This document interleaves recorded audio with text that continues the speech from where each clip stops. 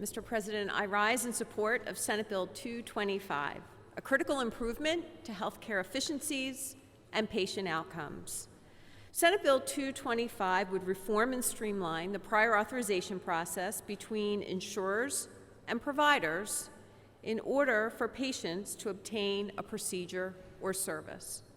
Prior authorization refers to the process that healthcare providers must take to obtain advanced approval from an insurance provider before a specific procedure, service, or treatment is delivered to the patient to qualify for coverage.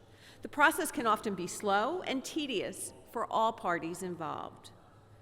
We all have a prior authorization story, whether it's personally, from a friend, a family member, or from our constituents who are frustrated with the status quo. By modernizing the process through Senate Bill 225, we can improve patient outcomes and improve efficiencies and the collaboration between healthcare providers and insurers. This legislation will require greater transparency from insurers by requiring them to post their clinical review criteria on their website and requires them to establish a portal by which providers can easily submit prior authorization requests. The legislation also updates step therapy and prior authorization processes so that they are similar. And this bill cuts through the existing lengthy delays that frustrate so many patients when prior authorization requests between healthcare providers and insurers go through a review process.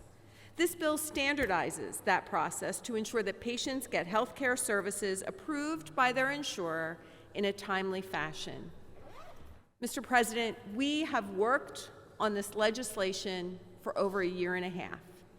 We have engaged all interested stakeholders, from the 71-member Patient-Provider Coalition to the insurer community, to the governor's office, and the insurance department since before last June.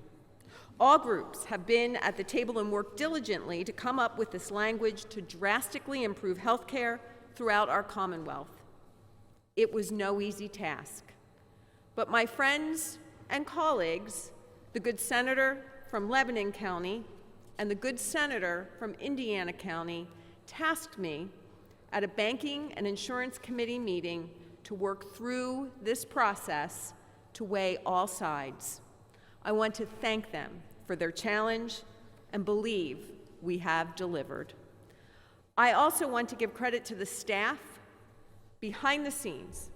Thank my legislative director, Chloe Mandera, the executive director of the Senate Banking and Insurance Committee, Jonathan Humma, and deputy counsel to the majority leader, Carlton Logue, for their tedious and sometimes grueling work over this past year on this measure.